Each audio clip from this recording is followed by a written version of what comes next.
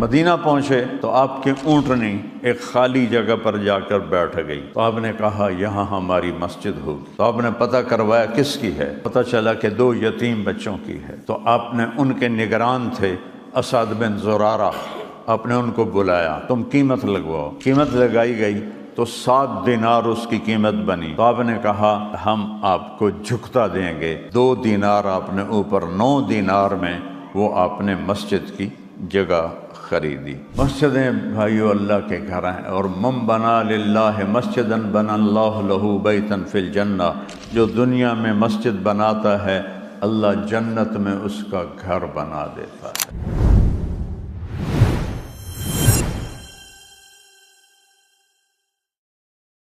Ideal انسان کسی نہ کسی کو بناتا ہے لاشعور میں۔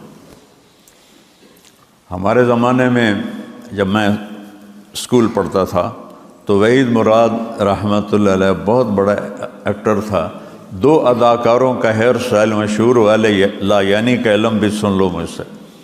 2 اداکاروں کا ہیئر سٹائل لوگوں میں چلا ہے اور ایکسیپٹ ہوا ہے، ایک دلیپ کمار اور ایک وحید مراد۔ تو اس وقت بال کٹوانے کے وہ لیتے تھے کوئی 8 آنے، کوئی 1 روپیہ دکانوں والے، اور وحید مراد کٹ کے 5 روپے لگتے تھے، جب ڈالر روپے سے بھی کم تھا۔ ایک دور ایسا بھی گزرا ہے پاکستان تھا، تو میں نے 5 روپے دے کے وحید مراد کٹ بنوائے۔ آدمی جس کو آئیڈیل بناتا ہے اس کو فالو کرتا ہے۔ اچھا، میرے باپ تھے بڑے ٹھکن زمیندار اور بڑے جابر قسم کے۔ چوتھے دن میرا ابا مجھے ملنے کے لیے لاہور آ گیا، میں کہو مر گیا ہن کی کراں۔ تو میں نے وہ اس وقت چھوٹے رومال ہوتے تھے، میں نے وہ رومال لے کے اوپر باندھ لیا سر پر۔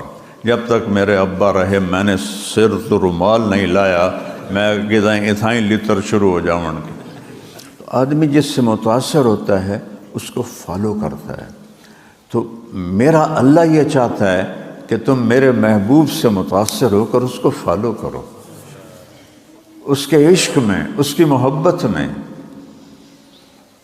جس سے جانور پیار کرتے ہوں۔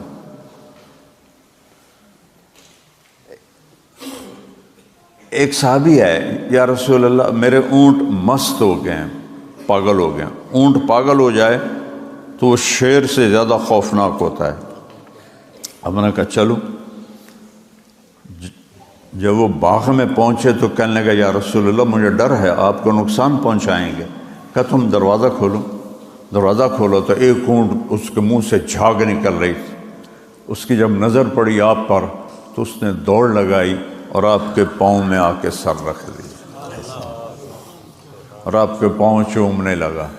تو آپ نے رسی لے کر اس کو باندھا، اس کے ہاتھ میں پکڑ کر لو یہ موت تک کبھی بھی اب اپنے ہوش نہیں کھوئے گا، تیری مان کے چلے گا۔ دوسرا اونٹ دوسری طرف تھا، آپ ادھر چلے، اس اونٹ کی نظر پڑی، اس نے دوڑ لگائی اور آ کر آپ کے قدموں میں گر گیا اور آپ کے پاؤں چاٹنے لگا۔ جب اونٹوں کو پتہ ہے کہ یہ اللہ کا حبیب ہے اور اس کو یوں پیار کر رہے ہیں اور ایسے آپ کے پاؤں چوم رہے ہیں، تو ہم سب تو اس کے امتی بیٹھے ہیں۔ تو میرے اللہ نے آسمانوں پر بلا کر کہا میرے محبوب 50 نمازیں، 50۔ اللہ کہنے میں نے کہا جی ٹھیک۔ اللہ کو پتہ ہے 50 نہیں پڑھ سکیں گے، صرف یہ بتانا تھا کہ نماز بہت بڑی چیز ہے، اس میں سستی نہ کرنا۔ تو چھٹے آسمان پہ موسیٰ علیہ السلام کو اللہ نے کھڑا کیا کہ واپس بھیجئے، تو 50 لے کے جا رہا ہے، یہ کون پڑھے گا؟ اگر 50 نمازیں ہوتی تو تم تو کیمچو بھی نہ پوچھ سکتے، صرف اللہ اکبر اللہ اکبر۔ تو موسیٰ علیہ السلام نے کہا یا رسول اللہ یہ آپ کیا کر رہے ہیں؟ 50 نمازیں لے کے جا رہے ہیں، کون پڑھے گا؟ واپس جائیں۔ موسیٰ علیہ السلام نے منتیں کر کے واپس بھیجا۔ تو اب اللہ کہتے چلو میرے نبی 45 ختم 5. تو اللہ نے کہا اچھا چلو 5 ختم. یہ کیا بات ہے؟ پھر 5 ختم، پھر 5 ختم، پھر 5 ختم. 9 5 45، 9 چکر لگوائے چھٹے آسمان سے اور سدرۃ المنتہا. 1 2 3 4 5 6 7 8 9، ہر دفعہ 5. ہر دفعہ موسیٰ علیہ السلام واپس بھیج رہے تھے ہر دفعہ. جب آخری دفعہ آئے تو موسیٰ علیہ السلام نے پوچھا کتنی؟ کا 5. کا نہیں پڑھیں گے واپس جائیں. کا موسیٰ 5 5 کم ہو رہی ہیں، اب گیا تو کہیں یہ ساری نہ معاف ہو جائیں تو پھر میری امت کا اللہ سے تعلق کیسے بنے گا؟ لہذا میں واپس نہیں جاؤں گا، میں یہ 5 لے کے جاؤں گا. تو موسیٰ علیہ السلام نے کہا سن لو نوجوان بھی بیٹھے ہو، آپ لے کے جا رہے ہیں. میری امت پہ 2 فرض تھی انہوں نے نہیں پڑھی، ان 5 کوئی نہیں پڑھنی ہے جی ویکھ لوے اج. تو موسیٰ علیہ السلام کی بات سچی نکلی. کوئی 100 کے قریب ملک تو میں پھر چکا ہوں، مسلمانوں کے بھی دوسرے بھی چند فیصد نمازی ہیں، باقی کسی کو ہوش ہی کوئی نہیں. جمعے پہ کچھ آ جاتے ہیں، کوئی سارا سال غیر حاضر ہوتے ہیں، عید پہ آ جاتے ہیں، کوئی عید بھی نہیں پڑھتا. تو جب ہمارے نبی چلے تو پیچھے اللہ کی آواز آئی، میرے محبوب آپ نے 5 کروائیں، ہمارا قول 50 کا ہے، ہم آپ کی امت کی 1 نماز کے بدلے میں 10 نمازیں لکھیں گے. 1 جمعہ ابھی پڑھیں گے اور 10 جمعے لکھے جائیں گے. 5 نمازیں پڑھیں گے 50 لکھی جائیں گی. اور پھر ہمیں مسجد بنانے کا حکم دیا. اللہ نے دنیا کو جب بنایا تو پہلے مسجد بنائی. ان اول بیت وضع للناس للذی ببکہ، سب سے پہلی مسجد مکہ مکرمہ کا بیت اللہ تعالیٰ نے بنوایا. اور جب اللہ دنیا کو مٹائے گا تو سب سے پہلے مسجد بیت اللہ کی مٹائے گا، پھر دنیا مٹ جائے گی. تو اللہ تعالیٰ نے ہمیں مسجد عطا فرمائی، باجماعت نماز عطا فرمائی. اب جب ہمارے نبی مدینہ پہنچے تو جاتے ہی آپ نے مسجد قباء پہنچے پہلے مسجد بنائی. مدینہ پہنچے تو آپ کی اونٹنی ایک خالی جگہ پر جا کر بیٹھ گئی. تو آپ نے کہا یہاں ہماری مسجد ہوگی. تو آپ نے پتہ کروایا کس کی ہے، پتہ چلا کہ 2 یتیم بچوں کی ہے.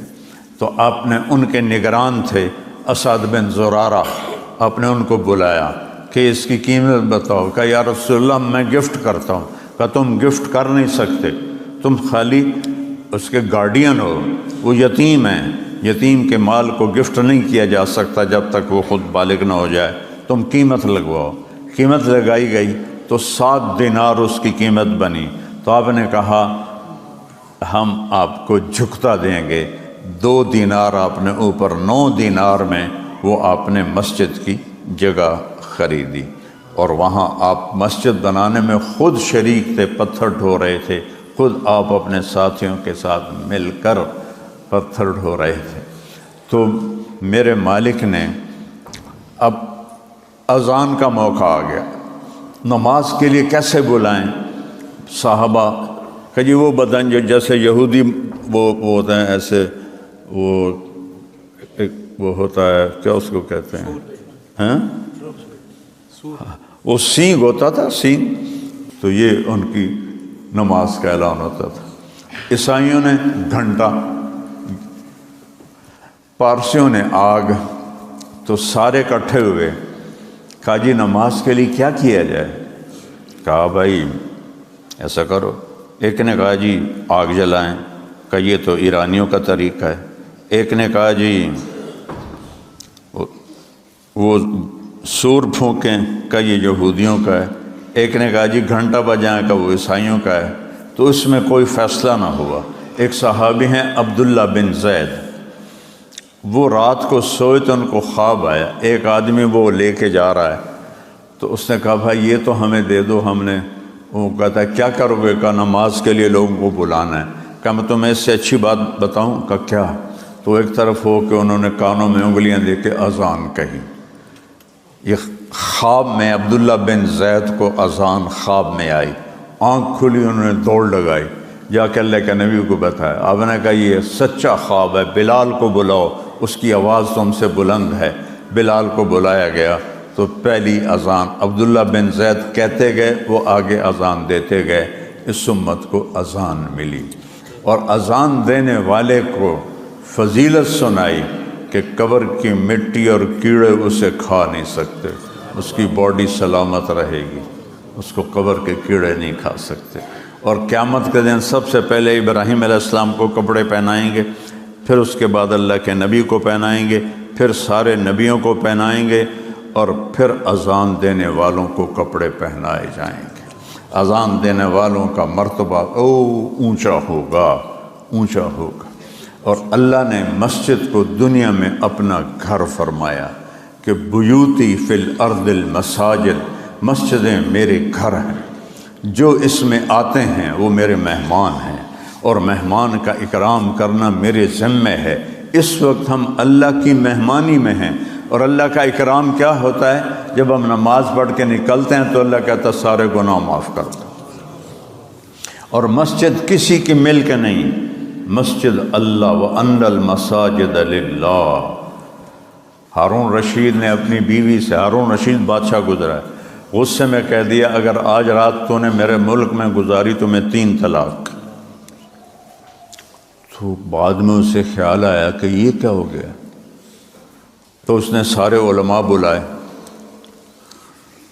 کہ میں نے بیوی کو یہ کہہ دیا ہے۔ انہوں نے کہا رات آئے گی طلاق پڑ جائے گی، چونکہ کوئی جہاز تو تھے نہیں کہ بھائی بٹھاؤ اور ملتان میرا ڈسٹرکٹ ہے وہاں پہنچا دو، لیکن وہ ملتان بھی اس کی حکومت میں تھا، اتنی لمبی حکومت تھی۔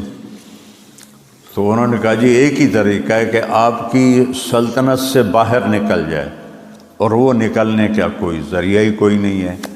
تو ہارون رشید نے کہا ابو حنیفہ کا کوئی شاگرد ہے؟ امام ابو حنیفہ؟ انہوں نے کہا جی ہیں ایک یعقوب ابو یوسف رحمۃ اللہ علیہ، غریب تھے بالکل، کہا ان کو بلاؤ۔